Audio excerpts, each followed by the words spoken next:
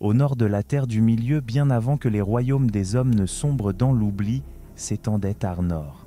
Un royaume majestueux fondé par les héritiers de Numénor, aujourd'hui réduit à des ruines froides et silencieuses, noyées dans la brume.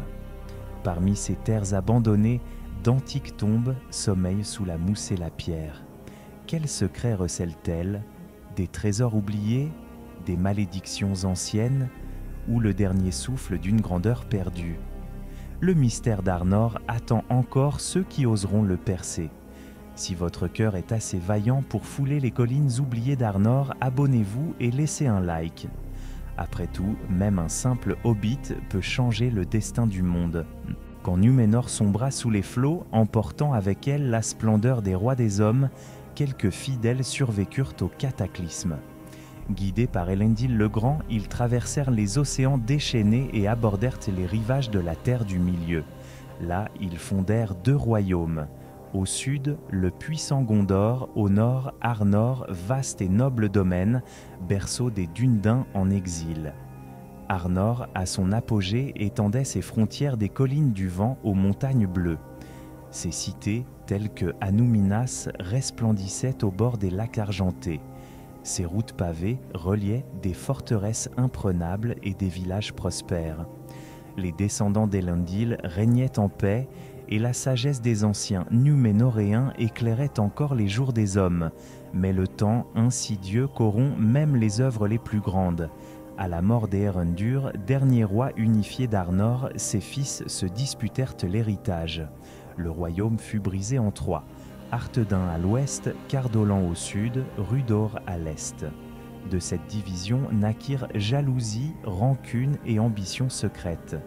Rudor, faible et exposé, tomba rapidement sous l'influence des ténèbres. Ses seigneurs, avides de pouvoir, pactisèrent avec des forces obscures venues d'Angmar, où le roi sorcier, un serviteur de Sauron, tissait ses complots. Le Cardolan, quant à lui, lutta farouchement pour préserver son indépendance, mais dut bientôt faire face à des guerres incessantes contre ses voisins et contre les créatures surgies des ténèbres. Arthedain, dernier bastion des héritiers légitimes d'Elendil, résista plus longtemps. Ses rois gardèrent l'espoir, maintinrent la lignée pure et protégèrent jalousement les fragments du savoir ancien. Mais même Arthedain ne pouvait échapper au destin. La grande peste dévasta les terres du nord. Les cités se vidèrent, les campagnes furent abandonnées et la mort se répandit comme un voile gris sur Arnor. Ceux qui survécurent virent leurs forces brisées et leurs espoirs anéantis. Les tombes se multiplièrent, solitaires, oubliées, marquant les lieux où le souvenir des hommes s'effaçait peu à peu. Puis vinrent les guerres finales contre Angmar. Fornost, la fière capitale d'Arthedain, fut assiégée et tomba aux mains du roi sorcier. Le dernier roi, Arvéduy, cherchant refuge dans les terres glacées du nord, périt avec ses compagnons, emportant avec lui les derniers espoirs du royaume déchu. Arnor n'était plus qu'un nom chuchoté par les survivants. Ses routes devinrent des sentiers envahis par les ronces, ses palais des ruines éventrées battues par les vents. Dans les collines silencieuses, sous des pierres gravées de runes effacées, les morts dormaient, et avec eux les rêves d'un âge révolu. Seuls les Dúnedain du Nord, devenus rôdeurs discrets et infatigables, gardèrent la mémoire d'Arnor. À travers les âges, ils veillèrent sur ces terres désolées, protégeant ce qui pouvait l'être encore et murmurant aux étoiles les noms oubliés de leurs ancêtres. Ainsi sombra Arnor, non par une seule défaite, mais par 1000 blessures lentes. Trahison, peste, guerre fratricide et le poids inexorable du temps. Un royaume magnifique, réduit à un écho parmi les pierres et les ombres. Parmi les vestiges épars d'Arnor, certains lieux, plus que d'autres, semblent murmurer aux âmes attentives. Fornost, jadis capitale fière et imprenable, repose désormais sous des collines d'herbes sauvages et de pierres effondrées.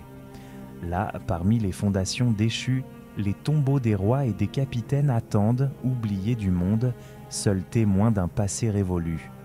Plus à l'est, dans les landes brumeuses, se dressent les Tirn Gortad, les monts des sépultures. Ces tertres anciens, érigés bien avant même la fondation d'Arnor, furent adoptés par les Dúnedain pour abriter les corps de leurs plus grands seigneurs et héros. Sous les monticules moussus dorment des guerriers aux lames ternies, des rois au front ceint de couronnes effritées et des sages dont les secrets sombrèrent avec eux dans la terre froide. D'autres tombes, plus discrètes, émaillent les étendues désertes. De simples pierres dressées marquent les sépultures des éclaireurs tombés en embuscade, des seigneurs de Cardolan morts loin de leur terre, ou des femmes et enfants emportés par la peste, ensevelis à la hâte. Chaque tumulus, grand ou modeste, est un fragment d'histoire scellé dans le silence. On raconte que dans les profondeurs de certaines tombes royales reposent des artefacts oubliés, anneaux de pouvoir mineurs, épées enchantées, sceptres ornés d'étoiles, parchemins d'anciens savoirs. Mais ceux qui oseraient profaner ces lieux sacrés trouveraient peut-être davantage que des trésors, car le pouvoir, même endormi, ne se laisse pas dérober sans conséquence. Les monts des sépultures, en particulier, sont entourés d'une aura de mystère et de peur. Depuis des âges immémoriaux, des ombres rôdent parmi les tertres, prenant la forme des terrifiants tumulariens. Ces esprits, jadis liés à la terre par de sombres enchantements, attendent, tapis dans l'obscurité, des âmes égarées à séduire ou à capturer. Nombreux sont les voyageurs qui, ayant osé traverser les landes par des nuits sans lune, ne revinrent jamais ou revinrent changés, l'esprit hanté par des visions de royaumes morts et d'anciens serments brisés. La légende raconte que ces esprits furent éveillés par le roi sorcier d'Angmar lui-même pour semer la peur et la désolation parmi les hommes du Nord. Il fit de ces tombes des pièges imprégnant les sépultures de malédictions, tordant les morts pour qu'ils servent ses desseins dans l'au-delà. Ainsi, ce qui fut jadis un sanctuaire de paix devint un domaine de terreur, et pourtant tous les tertres ne sont pas souillés par l'ombre. Certains, demeurés inviolés, préservent encore la pureté des anciens jours. Là reposent paisiblement les derniers rois fidèles, leurs trésors intacts, gardant dans le silence les récits d'une noblesse disparue. Il est dit que parfois, lorsque les brumes s'élèvent des collines au matin, on peut entendre une lointaine mélopée, un chant ancien porté par le vent. Peut-être est-ce là le dernier hommage des esprits aux héros tombés ou l'écho persistant de la gloire d'Arnor. Les tombes du Nord ne sont pas de simples amas de pierres et de terre. Elles sont les gardiennes d'une mémoire enfouie, de serments jadis jurés sous les étoiles, de batailles oubliées, d'amour perdu et de haines ancestrales. Approcher ces lieux, c'est marcher sur les traces d'une histoire fragile suspendue entre lumière et ténèbres. Dans ces collines silencieuses, sous la mousse et les brumes, le passé d'Arnor continue de vivre, patient et immuable, attendant peut-être l'heure où le monde se souviendra à nouveau de ce qui fut perdu. Dans les veillées silencieuses, autour de feux discrets, les Dúnedain du Nord murmurent encore les histoires des anciens jours. Leurs récits parlent de tombes sacrées, de spectres oubliés et de malédictions qui traversent les âges comme un souffle glacé. Les hobbits, eux aussi, se transmettent de génération en génération des contes où les monts des sépultures occupent une place d'ombre et de crainte. Ils parlent de voyageurs imprudents attirés par des lueurs vacillantes, d'hommes disparus dans les brumes épaisses et de chants étranges, pareils à des lamentations résonnant à travers la lande quand les étoiles sont voilées. Aux frontières du pays de Bouc, les anciens avertissent « Nul ne doit errer seul près des tertres à la tombée de la nuit ». De nombreux récits rapportent des phénomènes inexplicables, des lueurs vertes dansant au sommet des collines comme des feux follets moqueurs, des voix qui appellent dans la brume, douces et irrésistibles, imitant parfois les voix chères à ceux qui écoutent. Certains parlent de froid soudain, de lourdeur pesant sur l'âme, comme si une main invisible cherchait à retenir les vivants parmi les morts. Parmi les créatures qui rôdent, les tumulariens sont les plus redoutés. Anciens gardiens corrompus ou esprits maudits liés aux ténèbres d'Angmar, ils séduisent les égarés, les enchaînant dans une torpeur mortelle. Ceux qui succombent à leur emprise sont parfois retrouvés étendus sur les pierres froides, parés d'armes anciennes, couronnés d'or terni, comme s'ils avaient été conviés à un funeste rituel oublié. Mais les tumulariens ne sont pas les seuls à hanter ces terres. D'antiques entités, plus anciennes encore que les royaumes des hommes, sommeillent sous les racines profondes et les tertres enfouis. Nul ne sait si elles appartiennent aux forces de la lumière ou des ténèbres, car le temps a effacé leurs noms et leurs serments. Quelques rares érudits soupçonnent que certaines tombes remontent à la Seconde Âge, voire à des temps plus obscurs encore, lorsque les premiers Numénoréens explorant les côtes du Nord établirent des sanctuaires et des mausolées secrets. Ces sépultures, si elles existent encore, demeurent inviolées, perdues dans des forêts impénétrables ou englouties sous des marraines et de siècles d'abandon. Peut-être contiennent-elles des trésors insoupçonnés, des armes forgées dans les forges de Numénor, des pierres de vision oubliées ou des anneaux mystérieux dont l'histoire a effacé l'existence.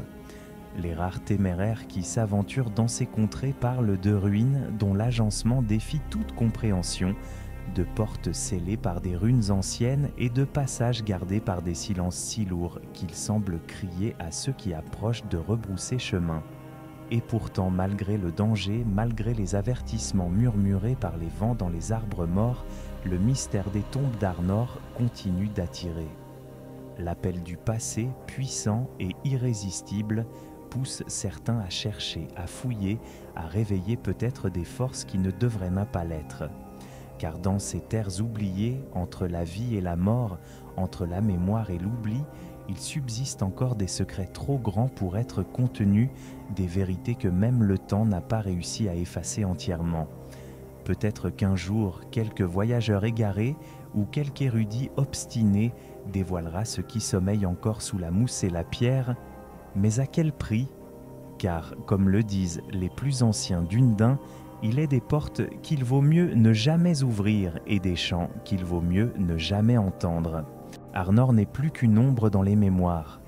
Ses routes désertées, ses cités ensevelies et ses tombes silencieuses racontent une histoire de grandeur perdue, de gloire effacée par le temps. Dans l'œuvre de Tolkien, ces ruines ne sont jamais de simples décors. Elles sont les témoins du poids du passé, des rêves brisés et des serments oubliés. À travers les pierres fendues et les tertres envahis par les ronces, l'auteur nous rappelle que même les empires les plus puissants peuvent s'effondrer, que même les souvenirs les plus chers peuvent sombrer dans l'oubli. Chaque tombe, chaque fragment d'épée rouillée, chaque vestige est un écho du monde qui fut. La Terre du Milieu n'est pas seulement le théâtre de grandes batailles et de quêtes héroïques. Elle est un vaste cimetière vivant où la mémoire lutte contre l'oubli. Arnor, en sa chute, incarne cette lutte silencieuse, celle d'un peuple déterminé à préserver la lumière dans les ténèbres, même lorsque tout semble perdu. Et pourtant, sous les collines verdoyantes, sous les pierres couvertes de mousse, bien des secrets dorment encore. Peut-être qu'un jour, quelqu'un dévoilera les vérités enfouies, les derniers récits des rois du Nord, les trésors dissimulés ou les avertissements laissés aux générations futures. Combien de mystères d'Arnor restent encore ensevelis sous la brume et l'herbe haute, et serons-nous assez téméraires ou assez sages pour les découvrir? Si vous aussi vous sentez l'appel des terres oubliées et des histoires perdues, n'hésitez pas à vous abonner. Car dans ce voyage à travers la mémoire de la Terre du Milieu, même les plus petits pas peuvent mener aux plus grandes découvertes.